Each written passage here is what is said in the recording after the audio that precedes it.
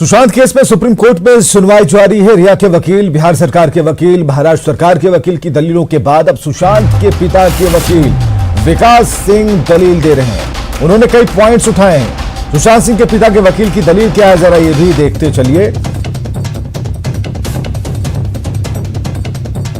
तो हवाला दिया गया 0 एफआईआर के मामले में आसाराम केस का। पीड़िता राजस्थान से आई, दिल्ली में शिकायत दर्ज की। ये बातें पहले भी उठ चुकी हैं, जिस बातों का हवाला दिया जा रहा है, जिसके बाद मामले की जांच की गई थी और इसके बाद मामले में जांच हुई और मीडिया रिपोर्ट का विकास सिंह ने हवाला दिया है। मामले में महाराष्ट्र के सीएम के बेटे का नाम सामने आ रहा है। एक बड़ी खबर हम आपको बता रहे हैं। इस मामले में महाराष्ट्र के सीएम के बेटे का नाम है, इस पर विचार की जरूरत है, ऐसा कहना है सुशांत सिंह राजपूत के पिता के वकील विकास सिंह का, जिन्होंने न्यायालय के सामने अपनी बात रखनी शुरू कर दी है और वो अपनी बात कह रहे हैं।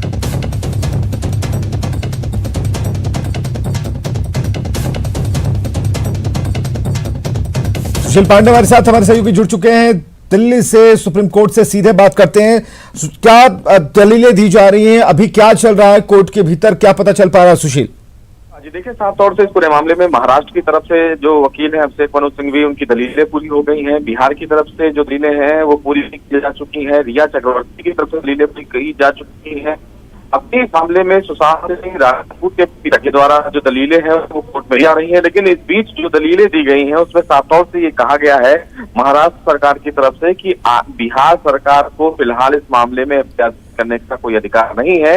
रिया चक्रवर्ती की तरफ से कहा गया है कि जितना मीडिया ट्रायल किया जा रहा है वो उन्हें फिलहाल परेशान कर रहा है। वो सुशांत सिंह राजपूत से बहुत ज्यादा प्यार करती हैं, लेकिन उनको किया जा रहा है कि वो इस मामले में मुख्य आरोपी हैं। लेकिन विकास सिंह की तरफ से जो दलीलें दी जा रही हैं उसमें साफ तौर से कहा गया है कि कहीं ना कहीं मुंबई पुलिस इस पूरे केस को दूसरी दिशा में लेकर जाती है। मीडिया रिपोर्ट्स की अगर बात करें तो एक मीडिया रिपोर्ट ऐसी भी है जिसमें जो मुख्यमंत्री महाराष्ट्र के सीएम हैं उनके बेटे का नाम आ रहा है, लेकिन फिलहाल मीडिया की रिपोर्ट का कोई हवाला नहीं माना जा सकता है। सबसे महत्वपूर्ण बात विकास की तरफ से ये कहा गया कि जब सुशांत सिंह राजपूत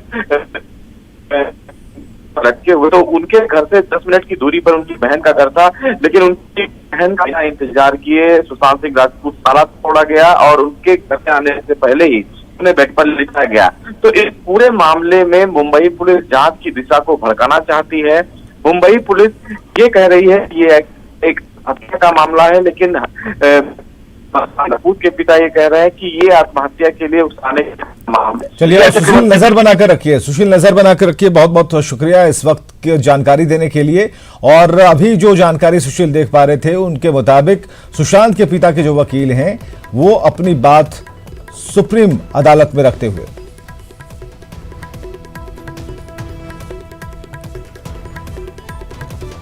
तो सुशांत के पिता के वकील रख रहे हैं अपना पक्ष, और इसके बारे में जो जानकारियां मिल पा रही है सुशील हमसे बता रहे थे, शेयर कर रहे थे।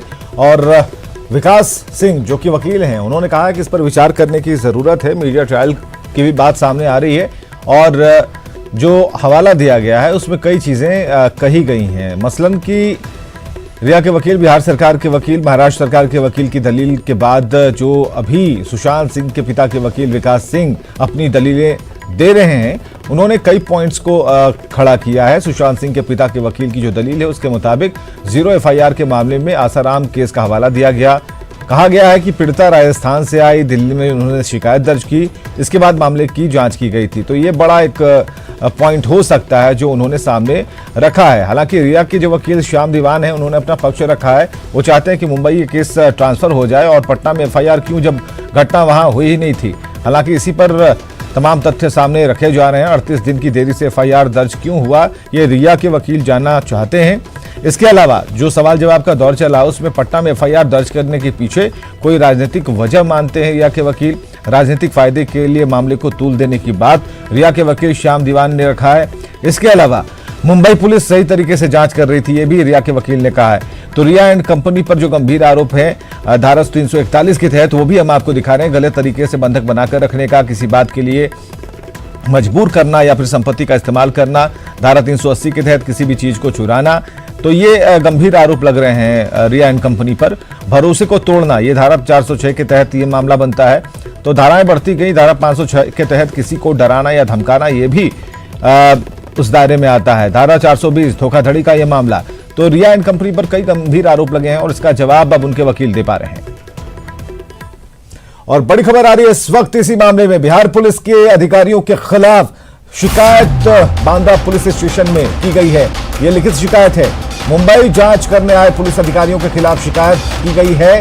करणी सेना ने एफआईआर दर्ज करने की मांग की है। बिहार के पुलिस अधिकारियों का कार्यक्षेत्र मुंबई नहीं था, उन्हें एफआईआर मुंबई ट्रांसफर करना चाहिए था।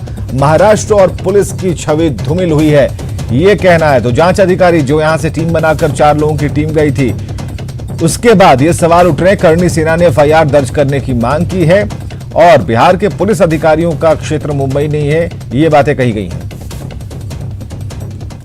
तो सुशांत सिंह राजपूत को रिया चक्रवर्ती और उसके नजदीकियों ने अपने कब्जे में रखा था। एक पिता की लाचारी उन मैसेज से साफ पता चल रहा है जो कि रिया चक्रवर्ती उनके सहयोगियों ने वायरल कर लोगों का ध्यान भटकाने की कोशिश की है।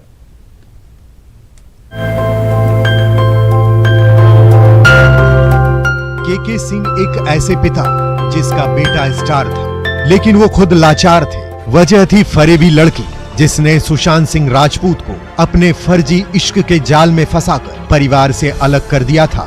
के सिंह की लाचारी उस व्हाट्सएप मैसेज में भी झलक रही है जो उन्होंने रिया चक्रवर्ती को किए, ये जानने के लिए कि उनका बेटा कैसा है। के सिंह ने लिखा,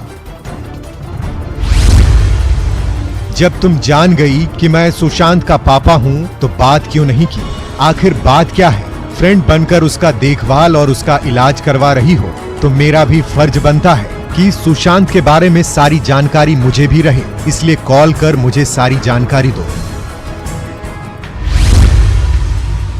के सिंह ने रिया चक्रवर्ती को यह मैसेज 29 नवंबर 2019 को 12:34 पर किया था। के सिंह ने उसी दिन 12:16 पर एक मैसेज सुशांत की एक्स मैनेजर श्रुति मोदी को भी किया था। मैं जानता हूं कि सुशांत के सारे कर्ज और उसे भी तुम देखती हो, वह अभी किस स्थिति में है, इसके लिए बात करना चाह रहा था। सुशांत से बात हुई थी तो उसने कहा कि मैं बहुत परेशान हूं। अब तुम सोचो कि एक पिता को कितनी चिंता होगी उसके लिए, इसलिए तुमसे बात करना चाह रहा था। अब तुम बात नहीं कर रही हो तो मैं मुंबई जाना चाहता हूं, फ्लाइट का टिकट भेज दो। अब जब रिया चक्रवर्ती और श्रुति मोदी जैसों पर जांच एजेंसियों का शिकंजा कसने लगा है तो उनकी तरफ से व्हाट्सएप मैसेज को वायरल कर मामले को नया मोड़ देने की कोशिश की जा रही है। लेकिन सोचिए उस पिता की क्या स्थिति रही होगी जिसे अपने बेटे के बारे में जानकारी लेने के लिए उसकी गर्लफ्रेंड और मैनेजर के सामने गिड़गिड़ाना पड़ता होगा। Bureau report, news 18। तो चलिए, जो बड़ी खबर इस वक्त की हम आपको बता रहे हैं कि जो सुशांत सिंह राजपूत हैं उनके पिता वो अपना पक्ष रख रहे हैं सुप्रीम कोर्ट में। हालांकि इससे पहले रिया के वकील ने कई बातों का जिक्र किया, मीडिया ट्रायल का जिक्र किया, कोर्ट के सामने उन सभी बातों को लाकर रखा जिसपे कहीं ना कहीं अब ये कहा जा रहा है कि इससे जबरन खींचतान की स्थिति बनाई जा रही है। तो जो चीज़ें हैं अब सुप्रीम अदालत में उस प्लेटफॉर्म पर चली गई हैं जहां पर अब सुनवाई की, बेहतर सुनवाई की उम्मीद है। और हम वो तस्वीरें आपको दिखा रहे हैं जिन्हें आरोपी बनाया गया इस पूरे मामले में। आरोपी नंबर 4 शोभिक चक्रवर्ती हैं, सैमुअल मिरांडा हैं जो कि रिया सुशांत के हाउस मैनेजर हैं, रिया चक्रवर्ती की एक्स मैनेजर श्रुति मोदी जिन्होंने अभी कोई बड़ा खुलासा किया था कुछ देर पहले। और इसमें कई अज्ञात लोग हैं जिन्हें आरोपी बनाया गया है। तो रिया के वकील से सवाल जवाब, ये देखिए कि क्या आप मामले में सीबीआई जांच चाहते हैं, ये पूछा गया। रिया के वकील ने कहा हम निष्पक्ष जांच चाहते हैं। इसके बाद बात आगे बढ़ती है और रिया के वकील, और चलिए एक बड़ी खबर आ रही है, केंद्र सरकार की तरफ से पक्ष रखने की शुरुआत हो गई है। सॉलिसिटर जनरल तुषार मेहता ने पक्ष रखना अपना शुरू किया है। तो ये लगातार डेवलपमेंट हम आपको बता रहे हैं। इस वक्त की बड़ी खबर, केंद्र सरकार की तरफ से पक्ष रखने की शुरुआत हो गई है और सुशांत केस में सुप्रीम सुनवाई चल रही है। सॉलिसिटर जनरल अपनी बात रख रहे हैं, अपना पक्ष रख रहे हैं। इस केस से जुड़ा हुआ हर पक्ष रखने की कोशिश की जा रही है। इस वक्त की बड़ी खबर हम आपको बता रहे हैं। केंद्र सरकार के वकील की दलील अभी चल रही है। सॉलिसिटर जनरल तुषार मेहता अपनी बात रख रहे हैं। महाराष्ट्र सरकार ने हलफनामे में सही जानकारी नहीं दी, ये कहना है केंद्र सरकार के वकील का। कि ये सही जानकारी नहीं मिलने के कारण इतनी अड़चनें पैदा हुई हैं। सॉलिसिटर जनरल तुषार मेहता ने पक्ष रखना शुरू किया है। केंद्र सरकार के वकील की दलील ये बता रही है कि महाराष्ट्र सरकार ने जो जानकारियां दी हैं वो सही नहीं है, ठीक नहीं है, दुरुस्त नहीं है। तो हलफनामे में जो जानकारियां महाराष्ट्र सरकार की तरफ से दी गई, कई सवाल किए गए, कई बिंदु उठाए गए, उन सभी को पॉइंट आउट किया जा रहा है और सीबीआई ने इस मामले में केस दर्ज कर लिया है। सीबीआई अपनी तरफ से टीम बना चुकी है और इसकी जांच भी उन्होंने शुरू कर दी है। केंद्र सरकार की तरफ से पक्ष रखने की शुरुआत, इस वक्त की बड़ी खबर।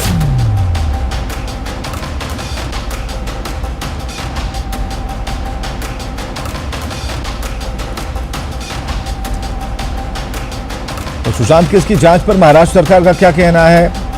उन्होंने अपनी बात रखी। कहीं ना कहीं महाराष्ट्र की जो सरकार है उनके वकील ने इस बात को रखा कि इससे सरकार, पुलिस की बदनामी हो रही है, इसका मीडिया ट्रायल नहीं होना चाहिए, जिस तरह से रिया के वकील ने कहा।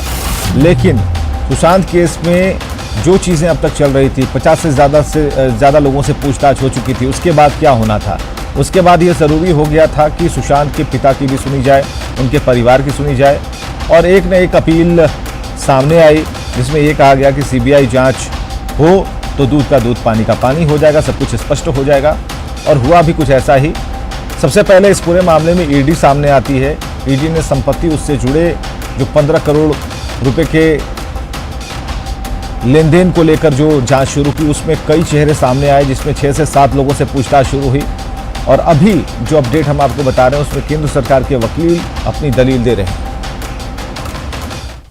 और चलिए आगे बढ़ते हैं इस खबर से। गया के मुफस्सिल थाने के भदेजा में रंगदारी की मांग को लेकर असामाजिक तत्वों ने आधी रात में जमकर तोड़फोड़ की। असामाजिक तत्वों की ये करतूत सीसीटीवी में कैद हो गई, जिसको लेकर भदेजा की पूर्व मुखिया मुन्नी देवी के रिश्तेदार सुनील कुमार ने थाने में आवेदन देकर सुरक्षा की गुहार लगाई है। आरोप यह है कि भदेजी गांव के कुछ लोग हथियार के साथ रंगदारी मांगने आए थे और फिर रात में इन लोगों ने आसपास के घरों में तोड़फोड़ की। पुलिस सीसीटीवी फुटेज के आधार पर छानबीन करने का दावा कर रही है।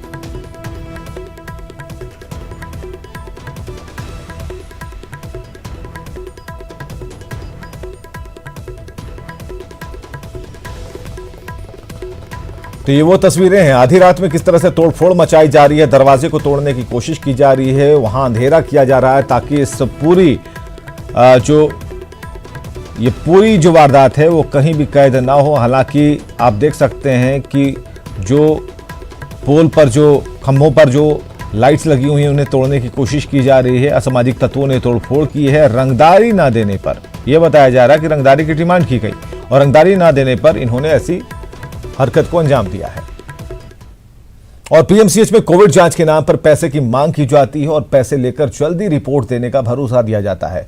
न्यूज 18 के स्क्रीन पर दिख रहा ये शख्स यूसुफ है। ये पीएमसीएच का कर्मचारी नहीं है, बल्कि अस्पताल में चल रहे अमृत फर्मा का फार्मासिस्ट है। वीडियो में पैसे लेते इस शख्स को आप देख पा रहे हैं। यह अस्पताल में ऊंची पहुंच रखने का दावा करता है। दावा ही नहीं करता बल्कि इसकी पहुंच वास्तव में भी बहुत दूर तक है। यूसुफ अस्पताल पहुंचने वालों से पैसे लेकर रिपोर्ट देता है। मधुबनी का रहने वाला है। ये मधुबनी का रहने वाला जो एक मरीज था, जिसे पीएमसीएच पहुंचने पर एक अनजान आदमी ने यूसुफ का नंबर दे दिया और यह कहा कि यूसुफ से बात कर लीजिए, जो तुरंत जांच करवा देगा। फिर मरीज कपिल देव महतो ने यूसुफ से फोन पर बातचीत की। जब यूसुफ को विश्वास हो गया कि ये मरीज है, तब वो इससे मिलने बुलाया और 1000 रुपए लेकर कोविड की रिपोर्ट 5 घंटे में दिलवा दी। तस्वीरों में आप देख सकते हैं कि आरोपी युवक कैसे जांच के लिए पैसे ले रहा है और ये भी कह रहा है कि 3500 रुपए लगते हैं, लेकिन आपसे 1000 ही लिया है। एक नहीं, ऐसे दर्जनों मरीज हैं जिनसे यूसुफ नाम का ये व्यक्ति रोज पैसे लेता है, फिर कोविड जांच की रिपोर्ट दिलवाता है। वहीं ये भी कहता है कि पीएमसीएच के अंदर तक उसकी पहुंच है और सब जगह पैसे देने पड़ते हैं। ना का 1000 रुपये लगेगा। 1000 मुझे कम बेसी ना, हम पहले ही उनको बता दिए, पहले ही हम उनको बता दिए थे जब हमको बोले थे 1000 हमारे नाना का जब 3500 रुपये लिए थे। नहीं, नाना का, मेरा नाना का, उनको जाना था, दिल्ली जाना था, विदेश जाना था। हाँ, और चेक करवा के जाना करा करके सब गए। रिपोर्ट मिलेगा कैसे? रिपोर्ट हम क्या करते हैं, कि हम आपको व्हाट्सएप पर भेज देंगे, व्हाट्सएप पर दे दीजिएगा, संतुष्टि हो जाएगा। दवाई खाइएगा ठीक हो जाएगा तो बढ़िया है, और नहीं तो बोलिएगा रिपोर्ट आकर गांधी मैदान से आ जाएगा तो बोलिएगा तो उधर आ जाएगा तो ले लीजिएगा। क्या आपको सीधे ये बता रहा है रिपोर्ट में PMCH लिखा रहेगा। हाँ, ये पुस्तक उस पर लिखा रहेगा ICMR की रिपोर्ट वैलिड है, तो वही ICMR वाला। बिहार के सबसे बड़े अस्पताल में कोरोना जांच के नाम पर नजराने की मांग की जा रही है। यानी अगर आप पैसे खर्च करते हैं तो काम तुरंत होगा, वरना आपको दिन भर कतार में लगना होगा। आइए सुनते हैं मरीज की ही जुबानी कि किस तरह से फार्मासिस्ट के द्वारा पैसे लिए जा रहे हैं और काम तुरंत हो रहा है।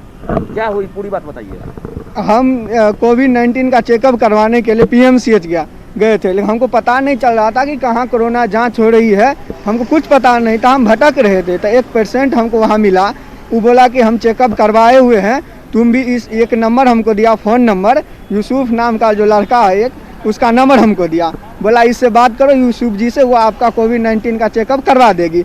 जब हम उसको कॉल किए, बोले कि ऐसे ऐसे बात है, हमको कोविड का चेकअप करवाना है, तो वो बोला कि पैसा लगेगा और पैसा के बिना नहीं हो पाएगा। यदि आप पैसा के बिना करवाएगा 4 दिन 5 दिन लग सकता है, लाइन में लगना पड़ेगा, बहुत दिक्कत होगा। इसीलिए हम बोले कि हमको ज़रूरत है, हमको जल्दी करवाना है। तो बोला ठीक है, आइए आप वहाँ PMCH हमसे मिलिए। जब हम उनसे मिले तो वो बोला कि 3500 रुपया हम उनसे लिए हैं, आपको भी कुछ पैसा देना पड़ेगा। हम बोले कितना देना पड़ेगा, तो वो बोला कि आपको 1000 रुपये लगेंगे। अभी 1000 रुपया लेने के बाद कितने घंटे लगे जांच में? 1000 रुपया लेने के बाद हमको शाम तक में वो रिपोर्ट मिल गया, चेकअप करवा के उस शाम तक में रिपोर्ट हमको दिए। कपिल देव हैं और देखिए ये पर्चा है, कोविड-19 जो जांच करवाए हैं ये PMCH में, यही वो जांच रिपोर्ट है और इसके एवज में 1000 रुपया कपिल देव से लिया गया था। कपिल देव को भी किसी ने सलाह दिया कि एक शख्स है जो फार्मासिस्ट है अमृत फार्मा में, और वो तुरंत पैसा लेकर काम करवाता है। जिसके बाद इसने संपर्क किया और वो शख्स 1000 रुपया लेता है और उसके बाद महज 8 घंटे के अंदर रिपोर्ट हाथ में देता है। कैमरामैन मनीष जुनेजा के साथ रजनीश कुमार, न्यूज़ 18 पटना। तो न्यूज़ 18 की टीम ने जब आरोपी फार्मासिस्ट से घूस लेने के मामले पर सवाल किया तो वो खुद बेकसूर खुद को बताने लगा। कराने के लिए कोई मरीज आ रहा है, उसमें है पकड़ है? नहीं, ऐसा कुछ भी नहीं हमको, नहीं कोई ऐसा नहीं है। पैसा देने के बाद तुरंत काम हो जाएगा? नहीं, ऐसा कुछ भी नहीं है सर, ऐसा कुछ भी नहीं है। पैसा देंगे तुरंत काम नहीं होगा? नहीं सर, ऐसा कुछ भी है ही नहीं है। आपके नाना जी बीमार थे ना? मेरे नाना जी कहाँ आए थे यहाँ पे? नहीं आए थे सर। आपके नाना जी? मेरे नाना जी आए थे, उनका टेस्ट कराए थे, टेस्ट करा कर तो चले गए। कहाँ रहते नाना? नाना चले गए, बाहर चले गए, विदेश में जी। तो PMCH में कोविड मरीजों से पैसे लेने के मामले में अधीक्षक डॉक्टर विमल कारक ने तुरंत कार्रवाई का भरोसा दिया। अधीक्षक ने कहा कि सिर्फ आरोपी के ऊपर ही कार्रवाई नहीं होगी, अमित वर्मा को भी ब्लैकलिस्टेड किया जाएगा।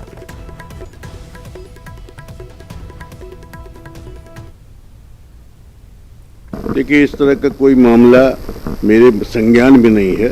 अगर न्यूज़ 18 इस चीज़ को लाता मेरे सामने में, और अगर आप ला रहे हैं उसका अगर ऑथेंटिसिटी होगा, तो मैं अविलंब उस पर कार्रवाई करूंगा। सिर्फ कार्रवाई ही नहीं, मैं उसके खिलाफ में लिखूंगा, उसे ब्लैक लिस्ट करके हम प्रशासन को देंगे, और जो एपिडेमिक एक्ट और जो एक्ट है उसको लगवा के उस पर पूरी कार्रवाई करेंगे। कोरोना के कारण बिहार विधानसभा का चुनाव तय समय पर हो सकता है। निर्वाचन आयोग ने चुनाव टालने की अटकलों को खारिज कर दिया। मुख्य चुनाव आयुक्त ने साफ कर दिया है कि बिहार विधानसभा चुनाव की तैयारी जारी है। चुनाव प्रचार के लिए राजनीतिक दलों की तरफ से सुझाव देने का आज आखिरी दिन है। मुख्य चुनाव आयुक्त के बयान का बीजेपी जेडीयू ने स्वागत किया, जबकि आरजेडी ने कोरोना के बीच चुनाव कराए जाने पर चिंता जताई। राय मांगी थी, हम लोगों ने राय दे दी है। अब जो है चुनाव आयोग को तय करना है कि क्या वो करेंगे, और जो तय करेगा लोग वो मान्य होगा। देखिए, कांग्रेस पार्टी का इसमें साफ मत है कि अगर चुनाव आयोग चुनाव कराती है तो हम लोग चुनाव लड़ेंगे, मजबूती से लड़ेंगे और सत्ताधारी दल को वहां से हटाने का काम करेंगे। जनता दल यूनाइटेड चुनाव निर्वाचन आयोग के कराए जाने के फैसले के साथ है और हमारी तैयारियां मुकम्मल हैं। ये जरूर कहीं ना कहीं राजद जैसी पार्टियों के लिए मुश्किल वक्त है, क्योंकि वो संभावित हार को टालने के लिए इन चुनावों को किसी न किसी तरीके से आगे बढ़ाए जाने के फिराक में थे। और चुनाव आयोग इस कोरोना के दौर में निश्चित तौर पर सुरक्षित, स्वतंत्र और निष्पक्ष चुनाव करने के लिए अपनी मॉडलिटीज पर काम कर रही है और इस लिहाज से चुनाव आयुक्त का बयान बिल्कुल स्वाभाविक है। और आगे देखिए जोहार झारखंड।